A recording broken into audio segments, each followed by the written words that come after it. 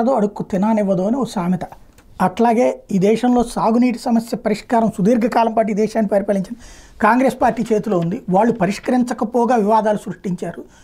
పైగా వాటిని ఇప్పుడు మేము పరిష్కరిస్తామంటే చెడగొట్టే ప్రయత్నం చేస్తున్నారంటూ నరేంద్ర మోడీ అసలు నిజం మాట్లాడుకొచ్చారు. రైతులకు అండగా ఉంటామంటూ గొప్పలు చెప్పుకునే కాంగ్రెస్ నేతలు వాస్తవానికి అన్నదాతల కోసం ఏమీ చేయలేదని, ఇతరులను కూడా చేయనివ్వరని మండిపడ్డారు. రాష్ట్రాల మధ్య జల వివాదాలను పరిష్కరించడానికి బదులుగా ఆ పార్టీ రెచ్చగొడుతోందని ఆరోపించారు. కాంగ్రెస్ వైఖరికి ఈస్టర్న్ రాజస్థాన్ కెనాల్ ప్రాజెక్ట్ ప్రత్యక్ష ఉదాహరణని పేర్కొన్నారు.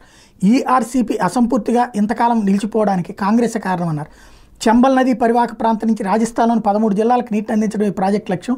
నీటి వివాదాలకు పరిష్కారం వెతకాలని కాంగ్రెస్ ఏనాడు భావించలేదు. మా నదుల్లోని నీరు సరిహద్దులు దాటి వెళ్తుంది, కానీ మన రైతులకు ఏమాత్రం ఉపయోగపడటం లేదు.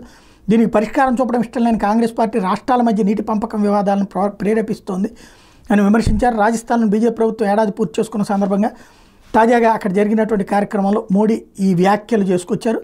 46,300 కోట్ల విలువైన ఇంధనం, రహదారులు, రైల్వేలు, జల సంబంధం 24 ప్రాజెక్టులకి ఈ సందర్భంగా శంకుస్థాపన చేశారు.